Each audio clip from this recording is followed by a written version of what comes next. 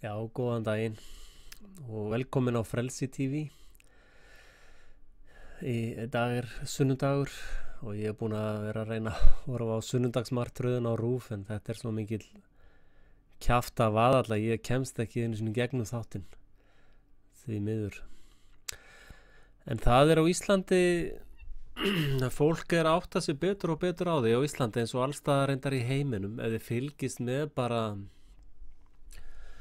eins og náttúrulega hjá Alex Jones á infowars.com ef þið fylgist með Glenn Beck, hann reynda fer svolítið úr og í sko, hann ekki alltaf alveg massífur réttu megin í lífinu og síðan einn UK Column heitir það í Bretlandi og fleiri og Paul Watson í Bretlandi. Og það virðist vera að fleiri og fleiri að átta sig á því að stjórnvöld, þetta fólk sem við treystum fyrir lífi okkar og framtíð og fjármálakerfinu og heilbrigðiskerfinu og öllu þessu, að þetta fólk það orðið skipulag, hafa breyst yfir í skipulag glæpasamtök. Og ein stofnun sem að ég hef nú oft kritiserað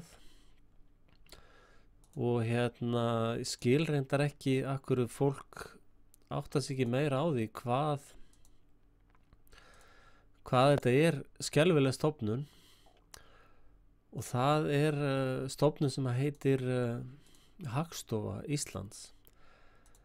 Og eins og þið vitið þá vilja glæpamenn helst af öllu vinna í myrkri. Þetta eins og ef að einhver ætlar að fremja bankarán, þetta þekkjum við kannski úr bíómyndum sem þið hafið séð einhvern tímann. Að hafa einhver áhuga á því að fremja bankarán þá fer hann ekki einn og rænir banka eða svona ekki þeir sem komnir lengra prófar í banka. Ránum. Að þeir koma sér saman 2-3 og þá yfirleitt einn sem bílstjóri og kannski einn eða tveir sem á útkikki og svo fer kannski einn eða tveir inn í bankan og ræna öllu. Og þetta það sem ég verið að segja með uppbygginguna á þessari glæpakerfi á Íslandi og allan heim að það ekki allir með byssu sem hlaupa inn í bankan eða reyndar í þessu tilfelli hlaupa út úr bankanum af því að bankastjórinn eða bankaræningarnir allir inn í bankanum og og það svona fullt aðilum á útkikki og það einn útkikkarinn Hagstofa Íslands sem alveg lykilstofnun í öllu þessu glæpói og meðal annars bara í verðtryggingin reiknuð og einn góður bloggari var að benda á það daginn að það væri misræmi á milli launavísitöluna sem Hagstofan falsar og lífeyrisgreiðslna af launum og það greinilegt og við vitum að það fasísk nákvæmni í útreikningi hjá lífeyrissjóðunum. En Hagstofan orðin svo vön að falsa og hagræða tölum að þeir kippa sér ekkert upp við það að bara breyta þessu eins og þeim hentar. Og fólk þarf að fara í auglýsi reyndar svolítið eftir upplýsingum hvernig verðtryggingin reiknuð hjá Hagstofan. Þeir að taka út að liði sitja á þeim aftur, til dæmis var olíuverðið og við áttum að gráða því að íslenska stjórnavalda glæpaklíkan veit nákvæmlega hvenær olíuverð fer upp og niður. Af því að þeir hitta vini sína í Bilderburg og í öllum þessum glæpamótum og þar fá þeir alveg nákvæma stöð á því hvort að olían á leiðin upp eða niður. Og síðan koma þeir heim, hringja í vin sinn í Hagstofunni og segja, já, heyrðu, ef ekki að kippa olíun út úr lánskjaravísitölunni. Af því að hún að fara að lækka. En eitthvað svona dula, svona leyndómsmál. Þar sem að það sem verið að einhver starfsmaður Hagstofunar, yfirmaður er í einhverju vandræðum. Og það er ofsalega skrítið öll þessi réttarhald sem er svona leyndó réttarhald. Þetta er eins og er á í Bandaríkjunum og á eftir að dreifa sér alls þar heiminn. Þar eru kannski dómsmál, einhverju dregin fyrir dóm og hann fær ekkert að vita hver ákæran er. Hann fær ekkert að vita hver ákærðan og eina sem hann fær að vita er hann er dæmdur í ævilangt fangelsi eða eitthvað, bara eitthvað svona. Þannig að þetta er allt komið bara í eina vitleysu. Þetta er bara komið í algjört rugl. Og eitt sem að ég og við vitum að þessi mafía hún stýrir fjármálaprentuninni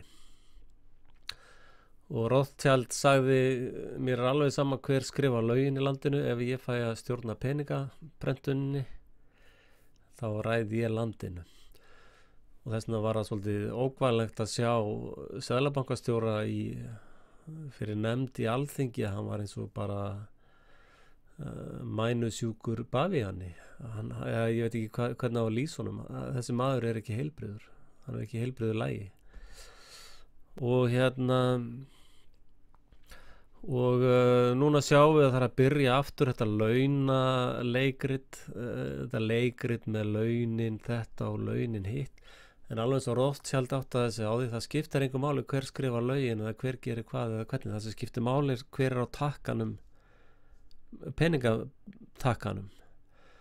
Og það er náttúrulega alveg rosalega óréttlátt að það eru prentaði peningar og þessi peningar það eru einkabankar sem hafa leyfi til þess að prenta peninga. Og þeir hagnast náttúrulega fyrst af þessum peningum.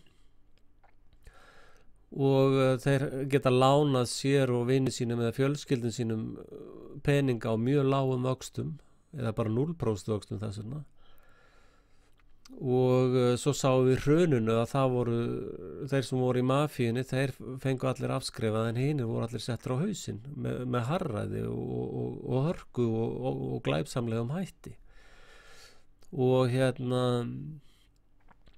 þannig að það er eiginlega á Íslandi það sem var kallað í Suður Afríku apartheid eða aðskilnaða stefna. Það er fjárhagsleg aðskilnaða stefna á Íslandi og alls staðar í heiminum. Og fólk er alltaf bara,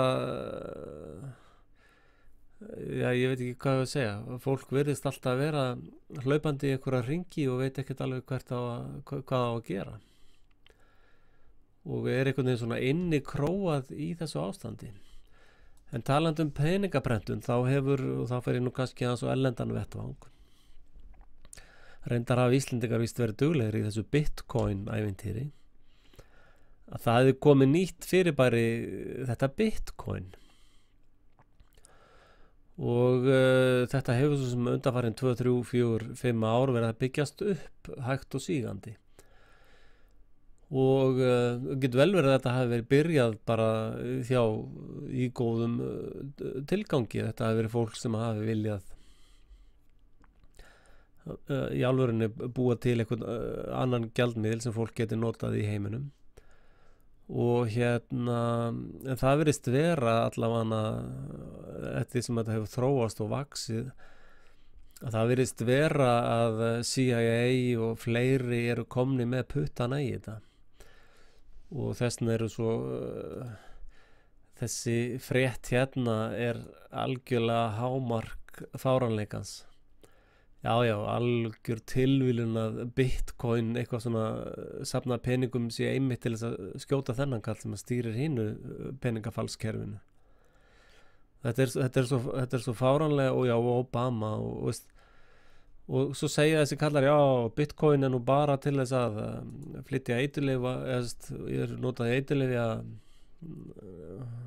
tilgangi og fjármanna hryðjuverk og eins og þarna þeir að telja að fólki trúum að þetta er notast til þess til einhverja aftökuverka. En málið að bandaríski dollarinn notaður í þetta hægri vinstri. Bandaríski dollarinn notaður sennilega blóðugasti klósettpappírsgjaldmiðla í allavega núverandi mannkynssögu. Þannig að it takes one to know one, eða hvernig var þetta? Þú þarft að vera einn til að þekka einn. Og hugsanlega hafa þeir séð sér leik á borði með bitcoinið. Fyrsta lagi eru margir fjárfestar. Ég hef heyrt menn meira segja að mæla fólki með að selja alltaf 1/3 af gullinu sínu, gullinu og silfrinu, og kaupa bitcoin, sem ég tel að vera algjört rugl. Bitcoin byggir á encryption eða dulkódun, og að ætla að fara að telja fólki trúum það að eina fara en enn að sé til eitthvað dulkóðun sem að ekki hægt að brjóta eða ráðast inn í algjör heimska. Þannig að það ekki til neinn svona töfra dulkóðunar kerfi. En hins vegar er Bitcoin mjög merkileg tilraun og alveg full ástæða til þess að hugsa hana lengra. Og að það hugsanlega eins og þessi viðskiptakort á Íslandi, það alveg snilldar gjaldmiðill. Reyndar tel ég mistök að viðskiptakortin, ég held að sé að taka 15% í umboðslaun eitthvað slíkt, það alltaf dýrt. Sko ef þið færi niður í 1% umboðslaun, þá væri viðskiptakortin næstu í orðin gjaldmiðill. Viðskiptakortið svona vöruskiptakort, og þannig að það hafa mörg bæjarfélög hafa byrjaði að gefa út sinn eigin gjaldmiðil, og þá kannski getur farið í hjúkrun eða heimilisaðstoð, getur veitt einhverjum heimilisaðstoð, í staðinn færðu gjaldmiðla frá bænum eða þeim sem að skildu til þess að veita þessum einstaklingi aðstoð, og með þessum gjaldeyri getur greitt fyrir vatnið, fasteignaskattarna, sorphirðuna eða eitthvað slíkt. Þannig að mörg bæjarfélög hafa búið sér til svona minni gjaldmiðla til þess að brjóta heljartök þessara seðlabankamafíu sem að sitja allt saman skipulega í klessu og raun að keyra heiminn inn í svona Hunger Game paradæm. En það ein kona sem skrifaði blogg á Planet Infowars, og hún alveg bara og að segja sig, ætlar fólk virkilega að falla einu sinni enn í svona gildru. Fólk virðist bara gangur einni gildru en í aðra, og hún talar að þetta sé alveg greinilega set up til þess að ná þessum digital heljatökum á heiminum eins og elitum mafían stefnir að.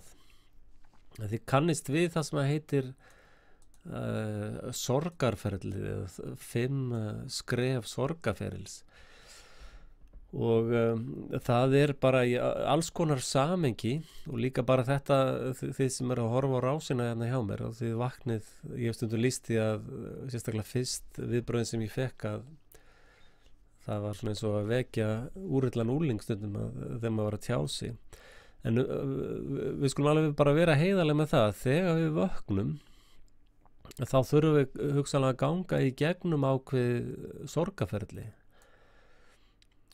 Og fyrsta þetta sem heitir afneitun, og síðan kemur reiðin, og þess vegna var til dæmis búsáhaldabyltingin fyrirhluti hennar sviðsettur til þess að taka við þessar reiði, og síðan kemur svona samningaviðræður, þegar við fyrir svona nei, það getur ekki verið, nei, þetta eða svona, maður á báðum að það getur ekki verið að ríkisstjórnin mín sé, eða stjórnvöldin í landinu mín séu glæpasamtök, það getur ekki verið. Og síðan kemur, þegar maður er búin að átta sig á því að þetta eru kaldrífaðir glæpamenn sem eru með flúor í vatninu sem bara eitur, það er verið að reyna að koma inn þessu erfðabreytta mat sem að eykur krabbamein fleiri 1000%. Og síðan kemur þunglindi. Það er ákveðin tími eða depression, það er svona ákveðin tími til þess að vera bara sorgmætur. Og og það er kannski svolítið erfið partur. Og síðan kemur svona bara viðurkenning og þá fer maður að reyna að horfast í augu við framtíðina. Og þess vegna er svo mikilvægt að fara í rólegheitum í gegnum öll þessi 5 stig, af því að til dæmis á reiðistiginu eða samningastiginu þá er svo hætt við að fólk taki einhverja málamiðlanir. Og það var til dæmis á Íslandi voru það ákveðna málamiðlanir þegar fólk var að fara í 110% blekkingaleiðina og fólk var að fara í alls konar svona örþrifa leiðir, skrifaði undir alls konar yfirlýsingar til þess að redda einhverju smátt lengja örlítið í hengingarólinni, eða fólk tók út allan lífeyrissparnaðinn sinn sem að bara var tapa féð á. Þannig að við þurfum að passa okkur á því að halda út og fræða okkur og vita hvað í gangi og reyna síðan og ég hef komið með töluvert af hugmyndum það sem þarf að laga og bæta. Og eitt af því fyrsta sem ég tel að við þurfum að bæta er kosningarnar. Sjálfar kosningarnar, við verðum að hafa opnar kosningar, ekki leynilega kosningar. Fólk verður bara að bera ábyrgð á sínu atkvæði og við getum ekki látið heila þvo okkur fram hjá því. Nú síðan vil ég benda á eitt reyndar er ég að fara yfir í aðra sálma núna. Ég hef stundum talað að við séum að borga marga milljarða inn í stríðsrekstur og kemur fram að við séum að borga 1,6 milljarð. Ég vil halda því fram að þetta sé miklu hærri upphæð. En við erum á fullu í að fjármagna morð og pyntingar og nauðganir og ég veit ekki hvað í öðrum ríkjum. Til dæmis NATO hefur verið að drepa fólk í Pakistan og bara út allan heim. Og NATO var með svona puttana í þessu Sýrlandsdæmi og NATO er alls staðar á fullu í bara vondum málum.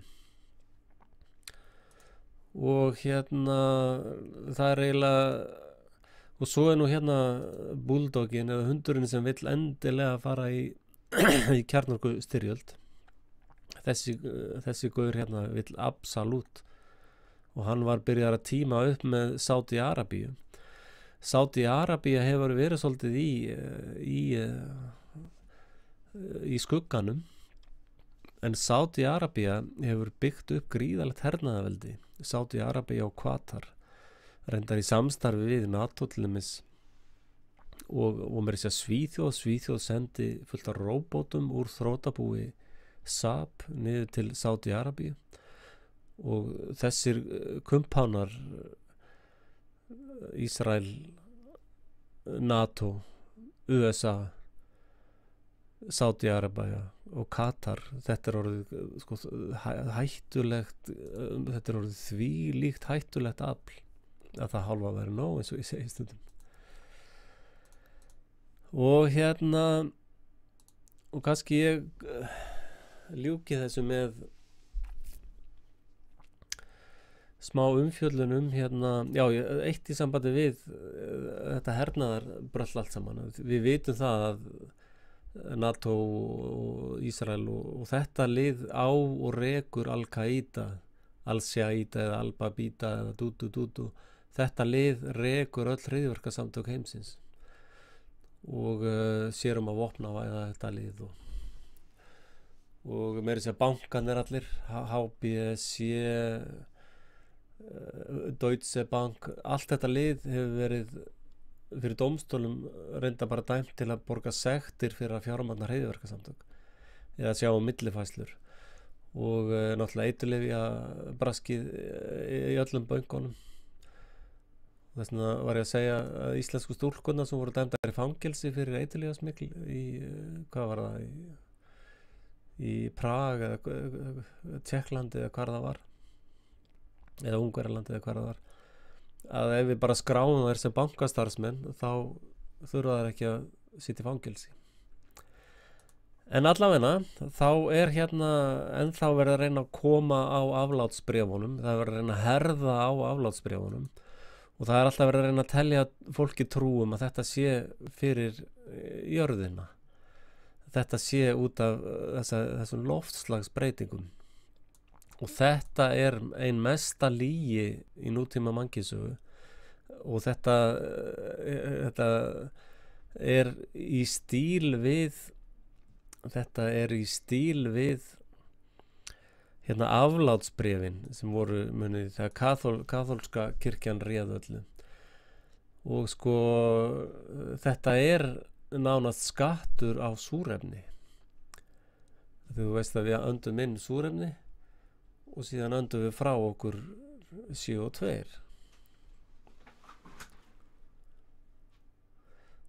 Og hérna þannig að við verðum að fara að endurskoða alvarlega þessa CO2 fyrir ekki sonurinn er kominn hérna. En hérna við látum þetta bara duga í dag. En ég ætla að sýna ykkur hérna, þið getið séð á síðu Sameinuðu þjóðanna, þá getið þið séð yfirlit yfir þetta Agenda 21 umhverfis mál dæmi allt saman og þar sjáið þið hérna